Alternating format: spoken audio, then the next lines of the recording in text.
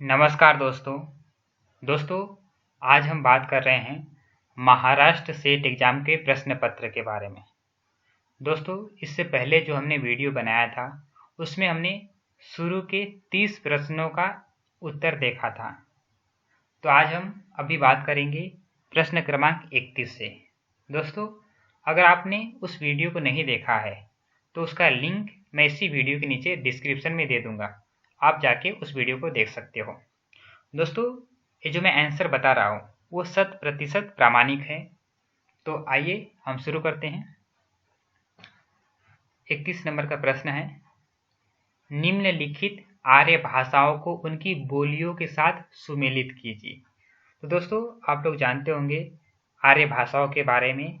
इसका जो नोट्स है मैंने टेलीग्राम चैनल पे भी सेंड किया है, आप वहाँ से इसके नोट्स ले सकते हो। दोस्तों इसमें कुछ आर्य भाषाएं दिए गए थे और उनकी बोलियों को आपको आपस में मिलान करना था। जैसे कि सिंधी है, तो सिंधी की जो बोली है वह है विचोली, यानी कि एका दो।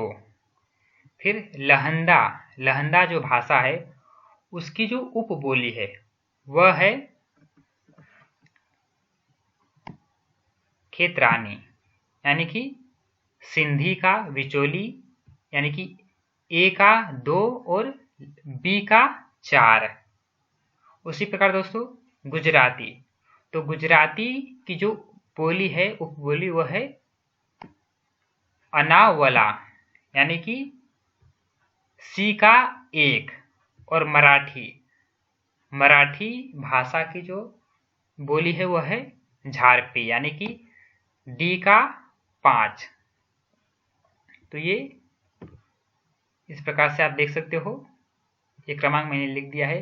सिंधी भाषा का विचोली, लहंदा का खेतरानी, गुजराती का अनावला और मराठी का झारपी। दोस्तों इसका जो सही उत्तर है आप इसमें से आपस में मिलान कर सकते हो, ऑप्शन ए इसका सही उत्तर है। दोस्तों अगला प्रश्न हम देखते हैं,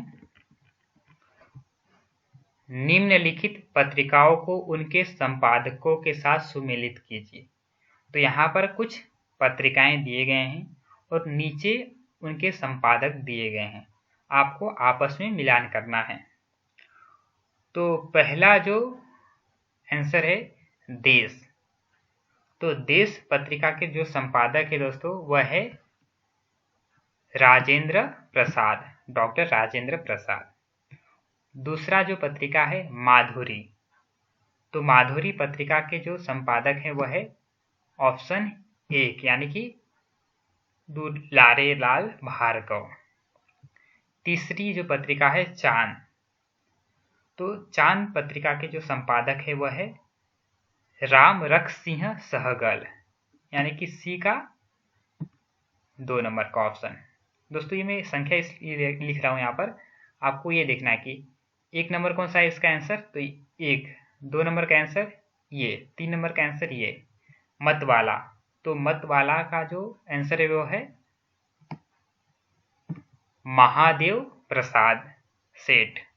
तो आपको ये जो 5 लिखा है, ये 5 मैंने नहीं लिखा है, मैंने ये इसका आंसर लिखा है, यानी कि 4 नंबर का आंसर क्या है, तो ये 4 नंबर लिखे हैं, इससे आप इससे पहचान सकते हो महादेव प्रसाद सेठ। तो आप ये कमेंट मत करना कि आपने गलत आंसर दिया है। तो देश का है 1, यानी कि 1 नंबर पे देश है तो राजेंद्र प्रसाद, 2 नंबर पे माधुरी है तो 2 नंबर पे दुलारे लाल भार्गव, 3 नंबर पे चांद है तो 3 नंबर पे यहाँ पर राम रख सिंह सहगल, और 4 नंबर पे मतवाला है तो 4 नंबर पे महादेव प्रसाद सेठ। तो ये हमें नीचे देखना है, यानी कि ए का 4, तो ए का 4 इन तीनों में है।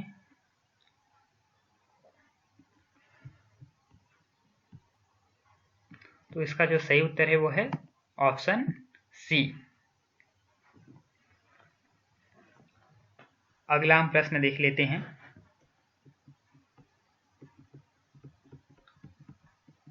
दोस्तों अगला जो प्रश्न है निम्नलिखित काव्य पंक्तियों को उनकी काव्य रचनाओं के साथ सुमेलित कीजिए। तो यहाँ पर सूची 1 में कुछ काव्य पंक्तियाँ दिया गया है। आपको आपस में पहचानना है कि ये पंक्तियाँ किस कविता से ली गई है। तो जैसे कि पहला है, नित्य समरसता का अधिकार, उमड़ता कारण जल्दी समान, व्यथा से नीली लहरों बीच, बिरकते सुख मणिगण द्युतिमान। तो यह जो पंक्ति है, यानी कि नंबर 1 का जो पंक्ति है उसका उत्तर है ऑप्शन 4, यानी कि श्रद्धा। फिर 2 नंबर की पंक्ति है, तुम समझ न सको बुराई से, शुभ इच्छा की है बड़ी शक्ति, हो विफल तर्क से भरी युक्ति।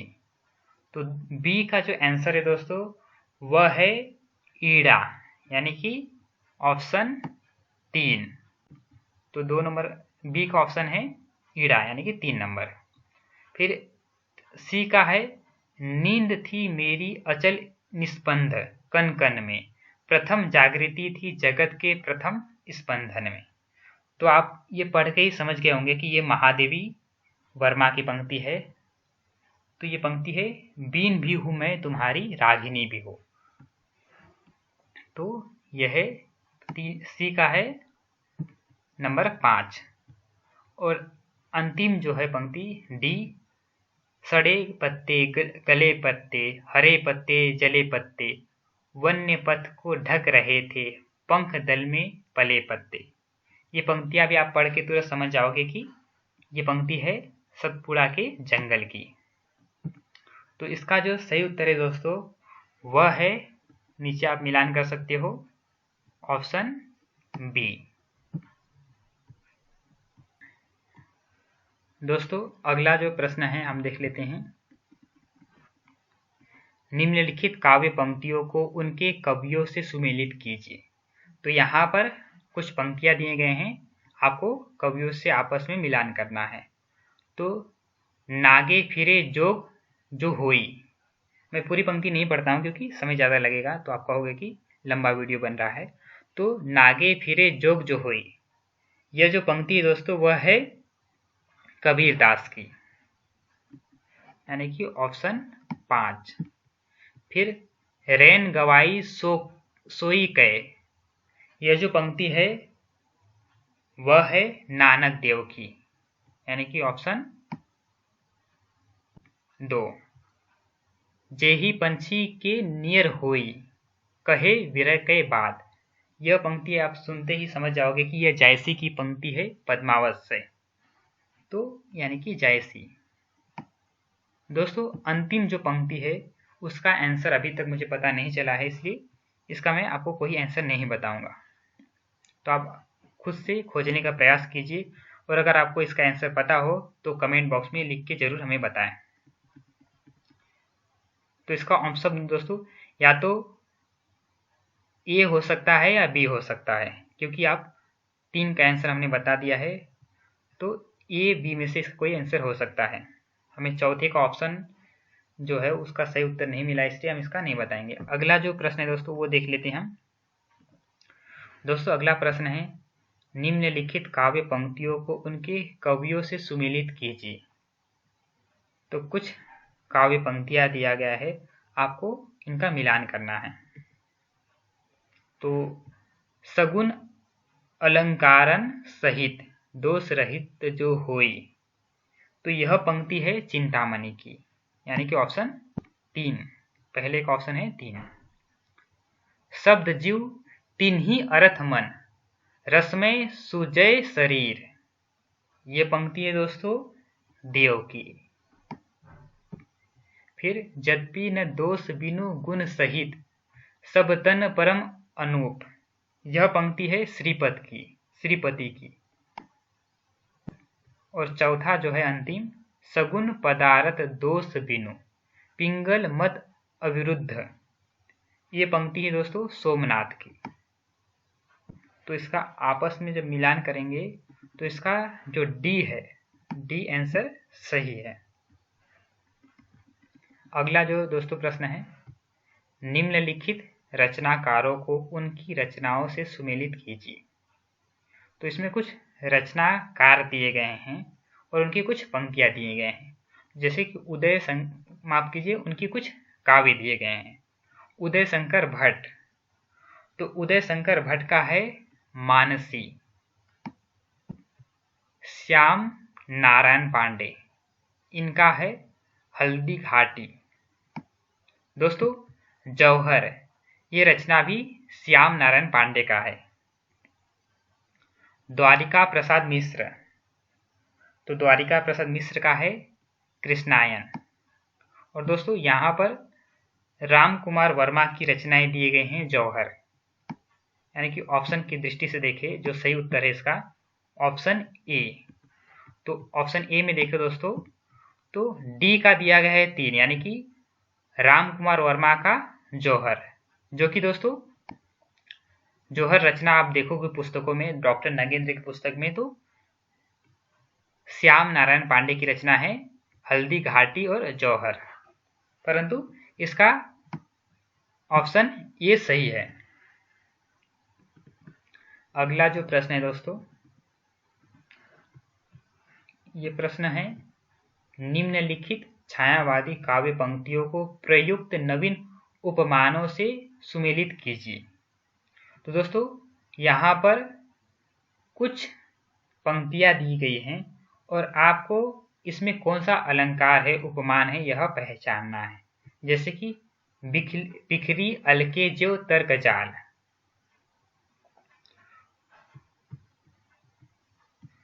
तो ऑप्शन ए का सही उत्तर है मूर्त के लिए अमूर्त उपमान, यानी कि ऑप्शन 2। दोस्तों ये प्रसाद की पंक्ति है, बिखरी अलके जो तर्क जाल, तो इसका उत्तर है मूर्त के लिए अमूर्त उपमान। दोस्तों आपको पता होगा मूर्त वो होता है जो हमें दिखाई देता है और अमूर्त वह होता है जो हमें दिखाई न दे। तो जब ऐसे उपमानों का प्रयोग किया जाता है जो हमें दिखाई दे, वो हमारे सामने रखकर किसी अमूर्त दृश्य को, घटना को हमारे सामने लाया जाता है। जैसे कि बिखरी अलके, यानी कि जो नायिका की जो अलके हैं, यानी कि उसकी जो जुल्फे हैं वो बिखरी हुई है, कैसे, यानी कि तर्क जाल के समान है। तो यहाँ पर प्रसाद जी का जो पंक्ति है उसमें जो मनुष्य की जो उलझने हैं वो अमूर्त होती है, उलझने दिखाई नहीं देती, समस्याएं जो मन में द्वंद्व होती हैं वो दिखाई नहीं देती, तो उसके लिए अमूर्त उपमान का प्रयोग किया गया है। तो बिखरी अलके जो तर्क जाल, तो इसका आंसर है मूर्त के लिए अमूर्त उपमान, क्योंकि बिखरी अलके यानी कि जुल्फे दिखाई देती है परंतु तर्क दिखाई नहीं देता, तो इसलिए बिखरी जो है, बिखरी अलके वो मूर्त के लिए है और जो तर्क जाल यह अमूर्त उपमान के लिए है।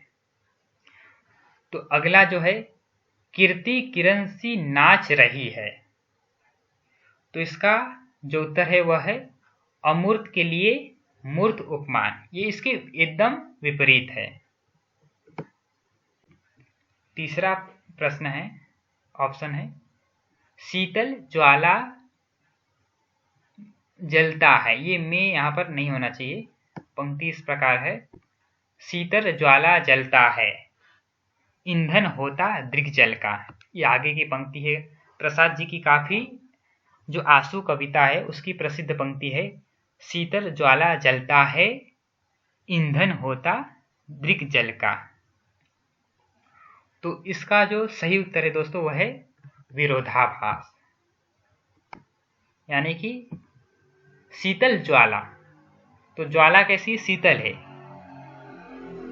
तो शीतल ज्वाला जलती है, ईंधन होता है दृग्जल का, यानी कि यहाँ पर जो आग से आंसू निकल रहे हैं उसे ईंधन के रूप में दिखाया गया है। तो यहाँ पर इन दोनों बातों में, क्योंकि जहाँ पर शीतलता होती है वहाँ ज्वाला नहीं धड़क सकती, यानी कि जहाँ शीतलता होती है वहाँ आग नहीं हो सकती, ये आपस में विरोधाभास है, तो इसलिए इसका सही उत्तर है ऑप्शन 4 विरोधाभास। पांचवा है बांधा था विधु को किसने इन काली जंजीरों से, तो इसका जो सही उत्तर है वह है ऑप्शन 1 यानी कि रूपकाती संयुक्ति।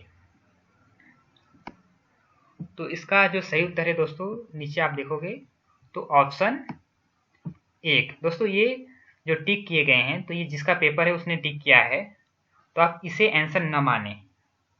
जो मैं इस पे टिक करूंगा वही सही आंसर होगा। ये जो टिक किया गया है इस पे, ये जिसने क्वेश्चन पेपर को सॉल्व किया है उसने मुझे भेजा है, तो उसका टिक किया हुआ है, तो इससे सही आंसर न माने। अगला जो प्रश्न है दोस्तों, निम्नलिखित उपन्यासों को उनके प्रकाशन के संदर्भ में धारावाहिक रूप में प्रकाशित पत्रिकाओं के साथ सुमेलित कीजिए। दोस्तों बहुत से विद्यार्थियों ने मुझे कहा है कि सेट के एग्जाम में कुछ ऐसे प्रश्न पूछे गए थे जिनका अर्थ ही समझ में नहीं आ रहा था, तो उसमें से कुछ विद्यार्थियों ने इस प्रश्न का जिक्र किया गया था। दोस्तों मैं बता दूं कि पहले जो उपन्यास, निबंध, कहानी होते थे और जो लंबी कविताएं या जो महाकाव्य, खंड काव्य ऐसे कुछ होते थे तो पत्रिकाओं में छपते थे। तो पत्रिकाओं में जो छपते थे वो धारावाहिक के रूप में छपते थे। जैसे कि आजकल आप लोगों ने सास बहू की धारावाहिक देखा होगा टीवी में, तो वो एक दिन में खत्म नहीं होता, वो हर हफ्ते या हर दिन थोड़ा थोड़ा दिखाया जाता है। तो उसी प्रकार ये जो उपन्यास थे ये उस समय जो पत्रिकाएं निकलती थी तो उसमें थोड़ा थोड़ा करके प्रकाशित हुआ करते थे। तो इसलिए प्रश्न पूछा गया है कि निम्नलिखित उपन्यासों को उनके प्रकाशन के संदर्भ में धारावाहिक रूप में प्रकाशित पत्रिकाओं के साथ सुमेलित कीजिए। तो आशा करता हूं आपको प्रश्न समझ गया होगा। अब इसके ऑप्शन और आंसर के ऊपर हम चर्चा करते हैं। तो रहस्य कथा, यह जो उपन्यास है वह हिंदी प्रदीप पत्रिका में धारावाहिक के रूप में प्रकाशित हुआ था। दूसरा जो उपन्यास है वह है सुंदर। तो सुंदर जो है वह बिहार बंधु इस पत्रिका में धारावाहिक के रूप में प्रकाशित हुआ था। तीसरा जो है दोस्तों हृदय हारिणी व आदर्श रमणी, यह हिंदुस्तान इस पत्रिका में प्रकाशित हुआ था। दोस्तों अगर आपने हृदय हारिणी यह उपन्यास पढ़ा होगा तो आप देखोगे कि इसके जो लेखक हैं किशोरीलाल गोस्वामी, उन्होंने अपनी भूमिका में, प्रथम जो संस्करण निकला था उसकी भूमिका में लिखा था कि ये जो पत्रिका है हिंदुस्तान, उसमें ये पहले धारावाहिक के रूप में लिखी गई थी। उन्होंने इसे कई अंकों में इसे छपवाया था। तो ये पहला जो अंक दोस्तों निकला था वो 7 अक्टूबर 1890 में, यानी कि हृदय हारिणी व आदर्श रमणी ये 7 अक्टूबर 1890 में पहली बार छपना शुरू हुआ था और कई अंकों में यह उपन्यास इसमें हिंदुस्तान पत्रिका में छपा था। दोस्तों ये स्पष्टीकरण मैं इसलिए दे रहा हूं क्योंकि 15-20 दिन के बाद नेट का भी एग्जाम है, तो यह स्पष्टीकरण आपको नेट के एग्जाम में भी काम में आएगा। अगर आपको स्पष्टीकरण न सुनना हो तो आप आंसर देखने के बाद वीडियो को स्किप करके आगे बढ़ सकते हो। तो दोस्तों आगे बढ़ते हैं हम। घराऊ घटना। तो घराऊ घटना हिंदी बंगवासी में धारावाहिक के रूप में प्रकाशित हुआ था। तो इसका दोस्तों जो सही उत्तर होगा वह होगा ऑप्शन ए, यानी कि ये जो मैंने बताया आपको। दोस्तों ये आंसर मैंने प्रामाणिक पुस्तकों में जांच कर ही आपको बता रहा हूं।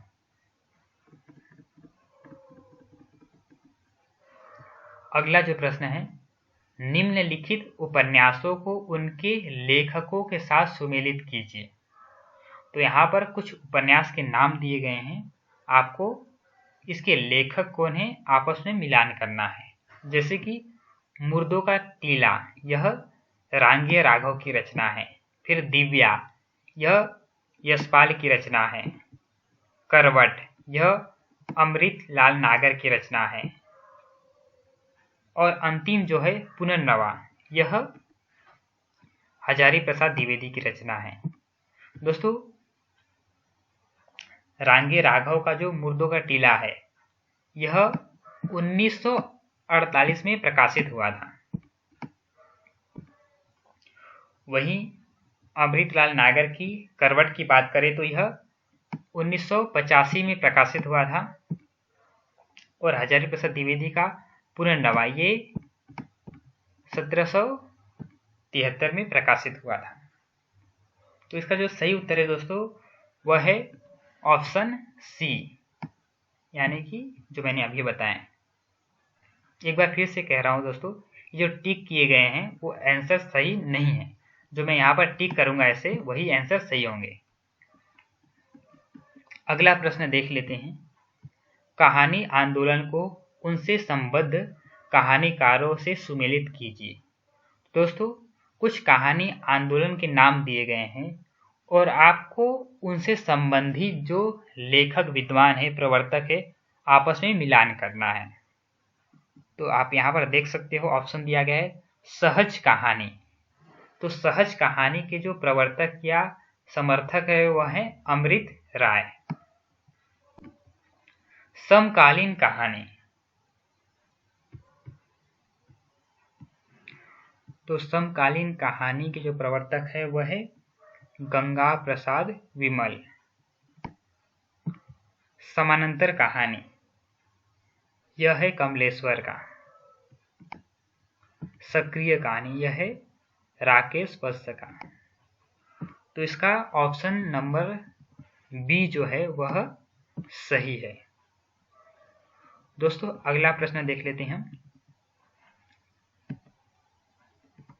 तो अगला प्रश्न है निम्नलिखित कहानियों को उनके रचनाकारों के साथ सुमेलित कीजिए। तो पंच परमेश्वर, दोस्तों ये प्रेमचंद की भी रचना है और रांगे राघव की भी रचना है। तो पहले प्रेमचंद ने पंच परमेश्वर नाम से कहानी लिखा था, फिर इसी नाम से रांगे राघव ने कहानी लिखा है। तो पंच परमेश्वर जो है वह रांगे राघव की रचना है। कफन, दोस्तों फिर से आप कंफ्यूज हो जाओगे, कफन जो है वो प्रेमचंद की भी रचना है और इसके साथ ही विवेकी राय की भी रचना है। श्यामा, तो श्यामा जो है दोस्तों वह निराला की रचना है। और आहुति, यह सुभद्रा कुमारी चौहान की रचना है।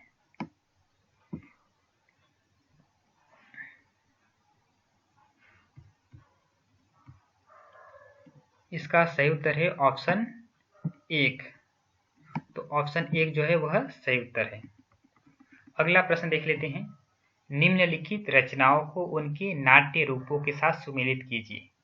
तो यहाँ पर कुछ नाटक के नाम दिए गए हैं और यह नाटक किस रूप के आते हैं, किस प्रकार के आते हैं, यह आपको पहचानना है।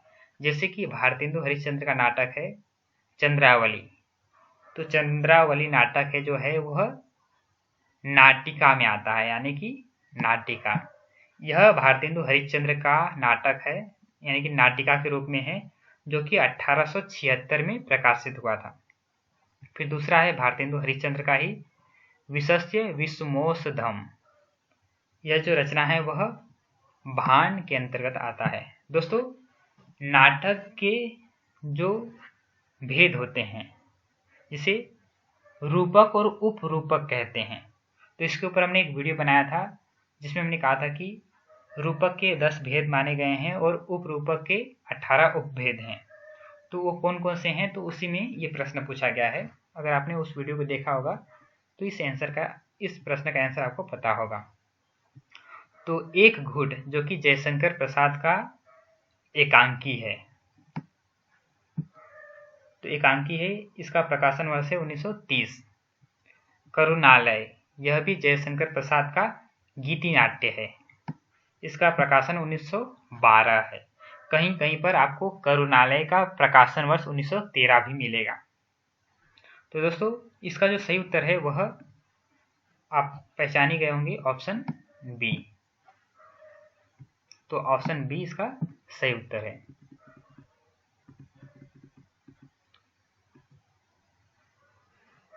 अगला जो प्रश्न है, संबंधों को उनके लेखकों से सुमेलित कीजिए। माफ कीजिए, निबंधों को उनके लेखकों से सुमेलित कीजिए। तो यहाँ पर कुछ निबंध दिए गए हैं, आपको इनके लेखक से मिलान करना है। तो अशोक के फूल, ये पहचान गए होंगे आप, हजारी प्रसाद द्विवेदी का है। साहित्य का श्रेय और प्रेय, यह जैनेन्द्र कुमार का है। तुम चंदन हम पानी, ये विद्यानिवास मिश्र का है। मिट्टी की ओर, यह रामधारी सिंह दिनकर का है। दोस्तों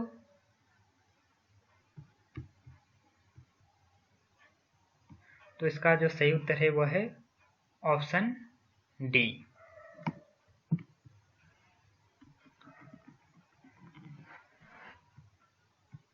निम्नलिखित पत्रिकाओं को उनके संपादकों से सुमेलित कीजिए। दोस्तों समालोचक, यह पत्रिका है चंद्रधर शर्मा गुलेरी की। सुदर्शन, सुदर्शन यह पत्रिका देवकीनंदन खत्री की है।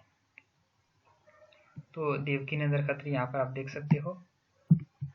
माधुरी, तो माधुरी यह है दुलारेलाल भार्गव का। और प्रभा यह है बालकृष्ण शर्मा नवीन। दोस्तों यह पत्रिका जो है समालोचना, माफ कीजिए समालोचक, इसका प्रकाशन वर्ष है 1902। फिर है सुदर्शन, सुदर्शन का है 1900 ईस्वी। माधुरी, माधुरी का है 1922 ईस्वी। और प्रभा, तो प्रभा का प्रकाशन वर्ष अभी ज्ञात नहीं है, तो आप इसे खुद भी देख सकते हो। तो इसका जो सही उत्तर है मैंने यहाँ पर मिलान कर दिया है, आप खुद अपने क्वेश्चन पेपर में देख सकते हो। तो इसका जो सही उत्तर है दोस्तों देखना पड़ेगा नीचे ऑप्शन डी। अगला जो प्रश्न है दोस्तों, निम्नलिखित ग्रंथों को उनके लेखकों के नामों से सुमेलित कीजिए। तो काव्यादर्श, यह दंडी की रचना है। चंद्रालोक, यह जयदेव की रचना है। ध्वन्यालोक, यह आनंदवर्धन की रचना है। और रस गंगाधर, यह पंडित राज जगन्नाथ की रचना है। तो इसका जो सही उत्तर होगा दोस्तों वह फिर से हमें खोजना होगा नीचे, यानी कि ए का है दो, ए का 2 किस में है, तो ऑप्शन सी में। तो ऑप्शन सी इसका सही है। अगला जो प्रश्न है दोस्तों, निम्नलिखित पुस्तकों को उनके लेखकों के नामों से सुमेलित कीजिए। तो प्रैक्टिकल क्रिटिसिज्म, यह रचना आप पहचान गए होंगे, आइए रिचर्ड्स की है।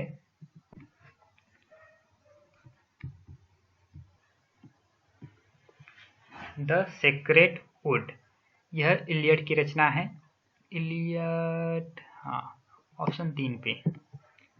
एस्थेटिक, यह क्रोचे की रचना है, बेनेडिक्टो क्रोचे। बायोग्राफिया लिटरेरिया, यह रचना जो है कॉलरिज का है। तो इसका सही जो उत्तर है दोस्तों ये नीचे यहाँ पर खोजना पड़ेगा, ए का 2। तो ए का 2 है ऑप्शन बी में, यानी कि इसका सही उत्तर है बी। अगला प्रश्न दोस्तों देख लेते हैं। निम्नलिखित एकांकी और उनके रचनाकारों को सुमेलित कीजिए। पृथ्वीराज की आंखें, तो यह है राम कुमार वर्मा का। साहब को जुखाम है, यह है उपेंद्र नाथ अस्क का। रीढ़ की हड्डी, यह है जगदीश चंद्र माथुर का। और मम्मी ठकुराइन, यह है लक्ष्मी नारायण लाल का।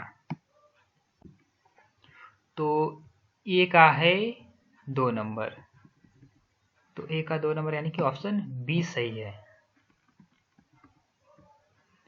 निम्नलिखित विचारकों को उनके सिद्धांतों के साथ सुमेलित कीजिए। तो यहाँ पर कुछ सिद्धांत दिए गए हैं और कुछ उसके विचारक प्रवर्तक दिए गए हैं, जैसे कि अरस्तु, तो आपको पता होगा अरस्तु का है विरेचन सिद्धांत। लोनजाइनस का है उदात्त सिद्धांत। इलियट का है परंपरा सिद्धांत। और एलन टेट का है तनाव सिद्धांत।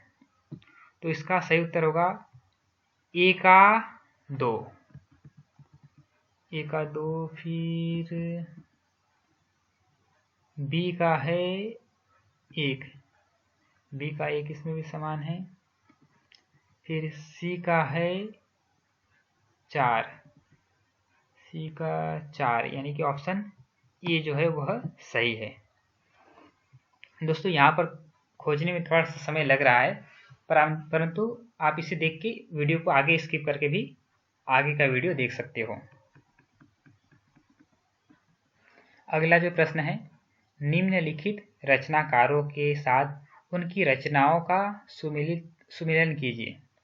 तो यहाँ पर कुछ रचनाएं दिए गए हैं, आपको आपस में मिलान करना है। जैसे कि कृष्णा सोबती, तो इनका उपन्यास है जिंदगी नामा, जो कि आपको नेट और सेट के पाठ्यक्रम में भी है। कृष्णा सोबती का जिंदगी नामा। वृंदावन लाल वर्मा का है झांसी की रानी, यह भी उपन्यास है। जगदीश चंद्र माथुर का है कोणार्क, यह नाटक है। शंकर शेष का है कोमल गांधार, यह भी नाटक है। तो इसका सही उत्तर होगा ऑप्शन ए का 4, ऑप्शन ए का 4, यानी कि ऑप्शन ए सही है। अगला प्रश्न हम देख लेते हैं, निम्नलिखित रचनाकारों को उनकी रचनाओं के साथ सुमेलित कीजिए। मैथिली शरण गुप्त का है सिद्धराज, जयशंकर प्रसाद का है वभ्रु वाहन, अज्ञ का है चिंता, धर्मवीर भारती का है कनुप्रिया। तो इसका सही उत्तर होगा ए का 2, ए का 2 ऑप्शन है, ऑप्शन डी सही है। अगला प्रश्न हम देख लेते हैं, निर्गुण भक्त कवियों की रचनाओं का संगत वर्ग है। तो दोस्तों इसमें पहचाना है कि निर्गुण जो संत कवियों का संगत वर्ग है, तो इसमें क्रम से आपको देखना है। तो पहले आता है कबीर का बीजक, फिर गुरु नानक का रही रास, फिर इसके बाद आता है अंगवधु, अंगवधु यह है दादू दयाल का, और इसके बाद आता है ज्ञान समुद्र जो कि सुंदर दास का है। तो ये इसी क्रम से आता है, तो इसका सही उत्तर होगा ऑप्शन बी। तो पहले आता है कबीर दास का बीजक, क्योंकि कबीर दास का समय नानक देव से पहले है, तो कबीर दास पहले आते हैं, फिर नानक का रही रास, फिर दादू दयाल का अंगवधु, फिर सुंदर दास का अंग ज्ञान समुद्र। अगला जो प्रश्न हम देख लेते हैं, आदिकाल के कवियों का संगत वर्ग है। तो दोस्तों इसका जो सही उत्तर होगा मेरे अनुसार वो होगा ऑप्शन सी। पहले आते हैं स्वयंभू, जिनका समय है 8वीं शताब्दी, जिनका 783 ईस्वी समय है, जिन्हें हम 8वीं शताब्दी का मानते हैं। फिर आते हैं धनपाल, जिनका समय 10वीं शताब्दी है। फिर आते हैं अब्दुल रहमान, जिनका समय 12वीं शताब्दी है। और राम सिंह, इनका समय कहीं पर आपको 11वीं शताब्दी मिलेगा और कहीं पर 12वीं शताब्दी। परंतु दोस्तों क्रम से देखें तो इसका ऑप्शन सी जो है वह सही होगा। अगला जो प्रश्न है, आदिकालीन श्रृंगार प्रधान रचनाओं का संगत वर्ग है। तो आपको पहचानना है कि आदिकाल में जो रचनाएं लिखी गई थी उनमें श्रृंगार रचनाएं कौन कौन सी है। तो उसका ऑप्शन ए सही है, विशलदेव रासो, राउल वेल, यहाँ पर प्रिंटिंग मिस्टेक है, तो राउल वेल, ढोला मारूरा दुहा और बसंत विलास। तो इसका सही उत्तर है ऑप्शन 1। अगला प्रश्न है, रामानंद के शिष्यों का सही संगत वर्ग है। दोस्तों इसमें रामानंद का जो शिष्य है उनके 12 शिष्य थे, तो पूछा गया इसका संगत वर्ग कौन सा है। तो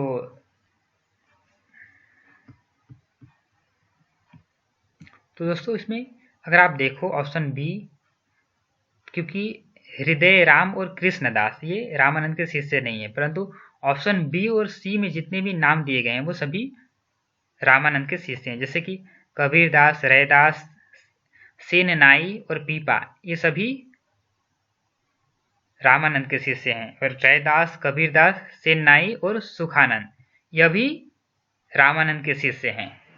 तो इसका बी और सी दोनों आंसर सही होगा।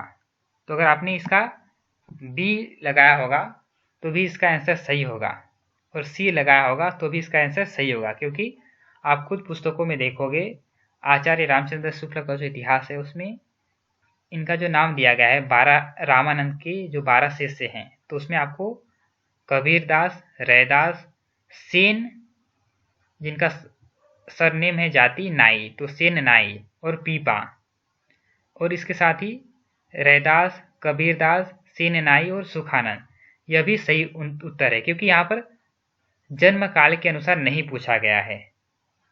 तो इसलिए इसका उत्तर जो है वह बी भी हो सकता है और सी भी हो सकता है। और अगर सेट के द्वारा इसे कोई गलत दिया गया तो आप इसे चैलेंज भी कर सकते हो, क्योंकि आप प्रश्न ध्यान से पढ़िए, रामानंद के शिष्यों का सही संगत वर्ग है, तो यहाँ पर संगत वर्ग पूछा गया है। तो हृदय राम और कृष्णदास ये तो गलत ऑप्शन है, परंतु दोस्तों इसमें एक और ऑप्शन गलत होना चाहिए था, परंतु हुआ नहीं है। इसलिए ऑप्शन बी और सी दोनों ही मेरी दृष्टि से सही है, क्योंकि आप पुस्तकों में देखो तो कबीरदास, रैदास, सेन नाई और पीपा, इसके साथ ही जो सुखानंद है वह भी रामानंद के शिष्य हैं। तो अगला जो प्रश्न है, निम्नलिखित में से भाषा की विशेषताओं का संगत वर्ग है। दोस्तों वीडियो लंबा बनेगा, क्योंकि मैं आपको आंसर के साथ स्पष्टीकरण भी दे रहा हूं ताकि आपके मन में कोई भी डाउट न रहे। इसलिए अगर आप धैर्य के साथ वीडियो को देखोगे तो आपको भविष्य में भी ये बातें काम आएगी। अगर आपको केवल आंसर देखना है तो आप वीडियो को स्किप करके आगे बढ़ सकते हो।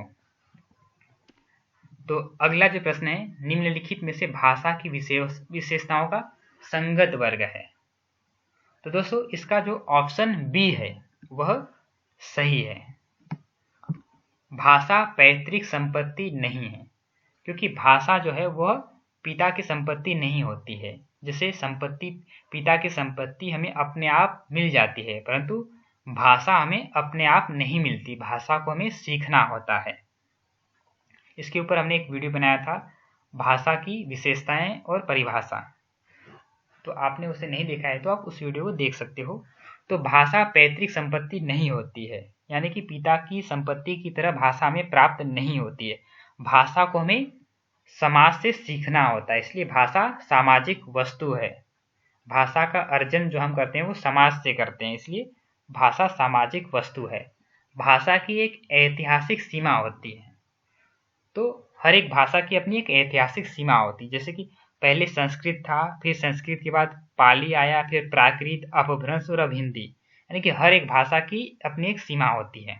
उसी प्रकार भाषा का कोई अंतिम स्वरूप नहीं होता है, यानी कि जो भी भाषा हम बोलते हैं ऐसा नहीं कहा जा सकता कि इस भाषा के ये अंतिम रूप है, उसमें परिवर्तन होता रहता है। इसलिए भाषा की एक विशेषता है, भाषा परिवर्तनशील है। तो इसका सही उत्तर है ऑप्शन बी। अगला जो प्रश्न है दोस्तों हो सकता है कि आपको यह प्रश्न स्पष्ट रूप से न दिखाई दे, क्योंकि इसमें थोड़ा सा धूमिल दिख रहा है मुझे, तो हो सकता है कि आपको भी वीडियो में न दिखे, परंतु मैं पढ़ के आपको सुना देता हूं।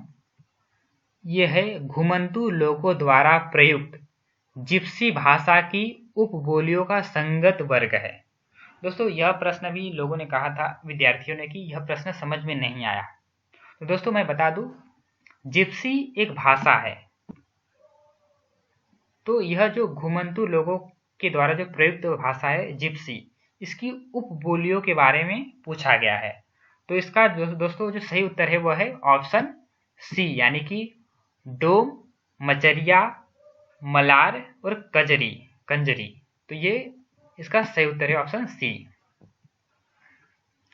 तो अगला जो प्रश्न है दोस्तों, अल्प प्राण व्यंजनों का संगत वर्ग है। दोस्तों ये मैंने आप लोगों को जो मेरे चैनल पे पहले से बने हुए मैंने कई बार इसको समझाया है, लाइव क्लास भी इसके ऊपर लिया है। तो इसका जो सही उत्तर है वह है ऑप्शन सी, यानी कि ज, य, त और ब ये अल्प प्राण है। दोस्तों आपको मैंने एकदम आसान तरीका बताया था कि 1 नंबर और 3 और 5 नंबर की जो व्यंजन होते हैं वह होते हैं अल्प प्राण, या आप इसे एकदम आसानी से तरीके से याद रख सकते हो, यानी कि एक नंबर यानी कि क, 3 नंबर यानी कि ग और 5 नंबर यानी कि जो ड़ होते हैं वह अल्प प्राण होते हैं। उसी प्रकार 2 नंबर यानी कि ख और 4 नंबर यानी कि घ ये महाप्राण होते हैं। तो इसका सही उत्तर होता है ऑप्शन सी। अगला जो प्रश्न है माफ कीजिए, लल्लू लाल की निम्नलिखित रचनाओं का संगत वर्ग है। तो दोस्तों इसका जो सही उत्तर है वह है ऑप्शन बी, यानी कि माधव विलास, राजनीति, माधोनल, बैताल पच्चीसी। तो माधव विलास इसका प्रकाशन वर्ष है 1817। तो 1817 में माधव विलास लिखा गया था। फिर राजनीति, तो राजनीति का समय है 1802। फिर माधोनल इसका समय है 1801। तो 1801 इसका समय है।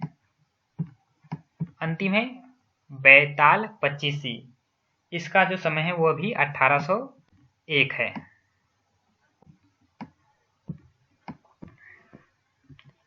अगला जो प्रश्न है दोस्तों, भक्ति काल के प्रमुख नीति काव्यों का संगत वर्ग लिखिए। दोस्तों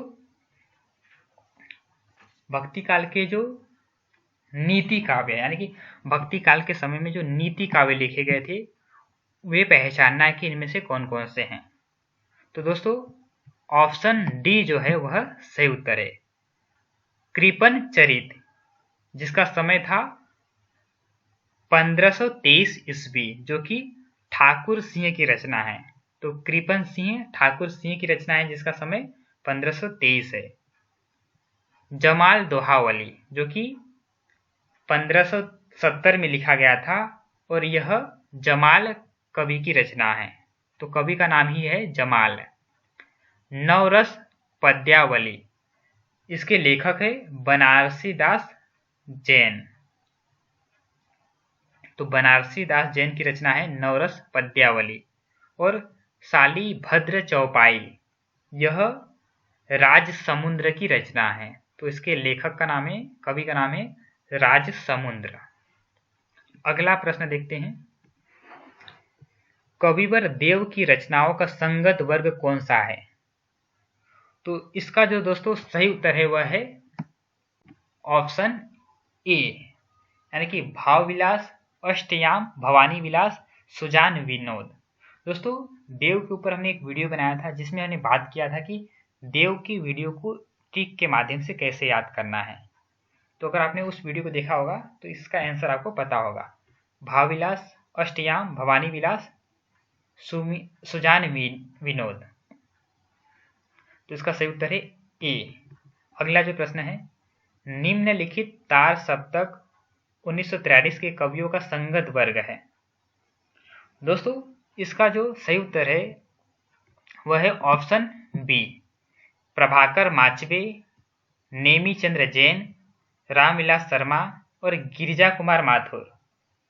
ये चारों कवि जो हैं वह तार सप्तक के हैं। तार सप्तक जिसका प्रकाशन वर्ष 1943 है, इसके संपादक अज्ञे थे। इसके अंदर 7 कवियों की कविताएं संकलित थी।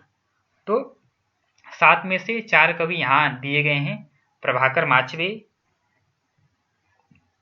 नेमीचंद्र जैन, रामविलास शर्मा, गिरिजा कुमार माथुर। इसके अलावा सच्चिदानंद हीरानंद वात्स्यायन अज्ञे, गजानन माधव मुक्तिबोध और भारत भूषण अग्रवाल, ये 3 कवि भी तार सप्तक के हैं। और दोस्तों ऑप्शन में जो दूसरे नाम दिए गए हैं जैसे कि शकुंतला माथुर, हरिनारायण व्यास और भवानी प्रसाद मिश्र ये दूसरे सप्तक के कवि हैं। दूसरे सप्तक का जो प्रकाशन वर्ष है वह 1951 है।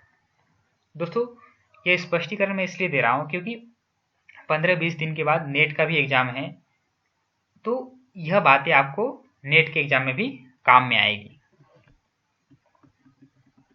अगला जो प्रश्न है दोस्तों, निम्नलिखित में से चतुर्सेन शास्त्री के उपन्यासों का संगत वर्ग है।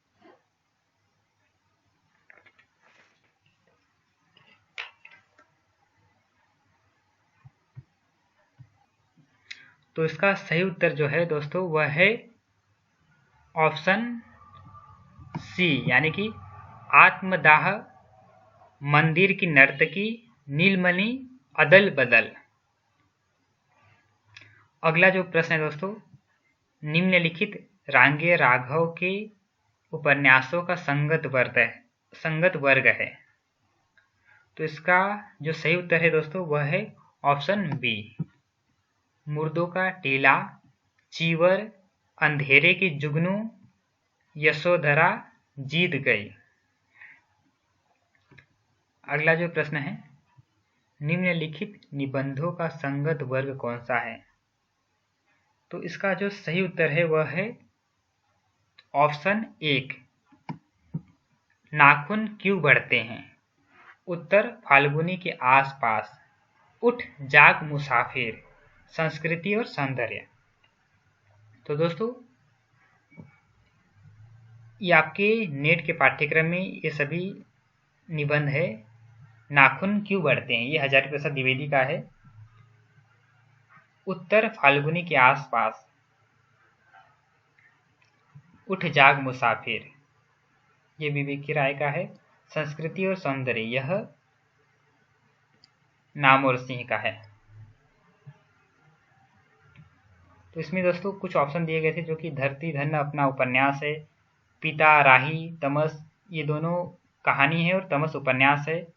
इसमें तमस ये भी उपन्यास है, तो इसका सही उत्तर है ऑप्शन एक। अगला जो प्रश्न है,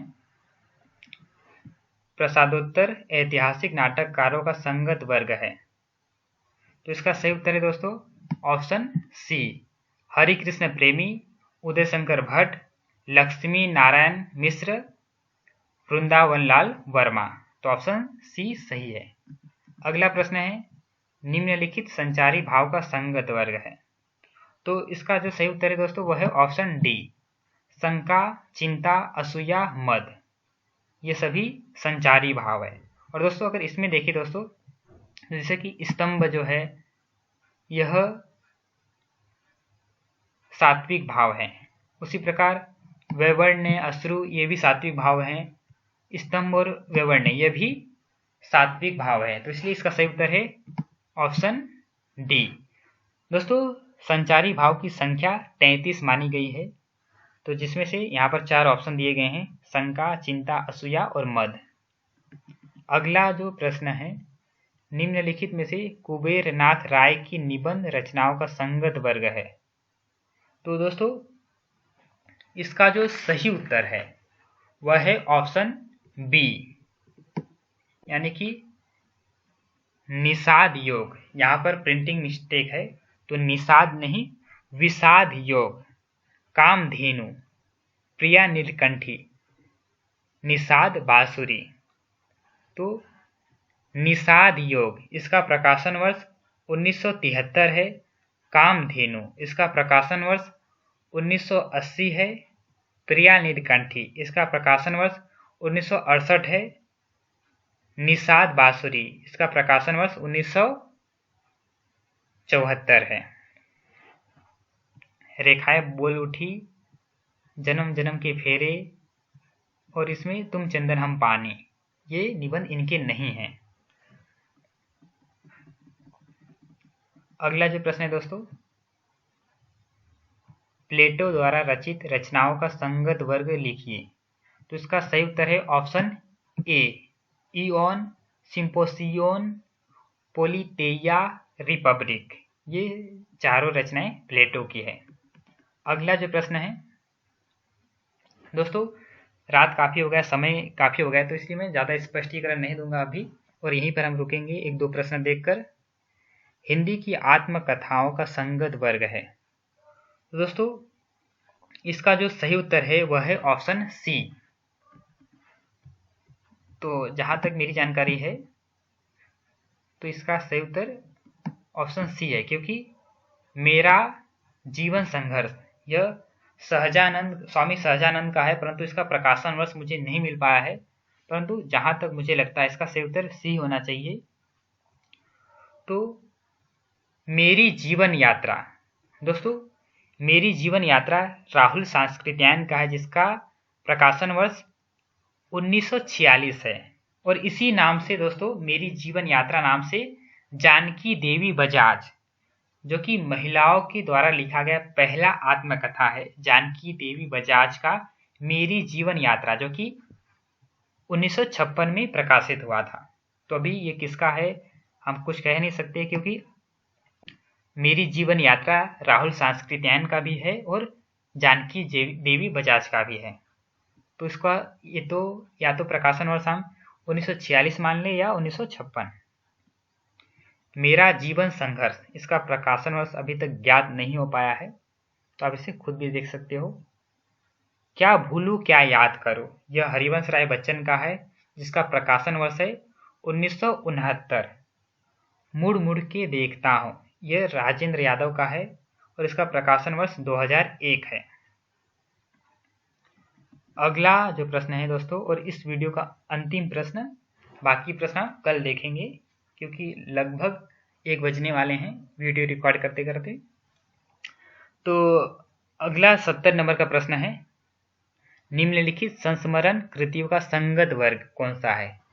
तो दोस्तों इसका जो सही उत्तर है वह है ऑप्शन ए, जिनके हाथ जिया।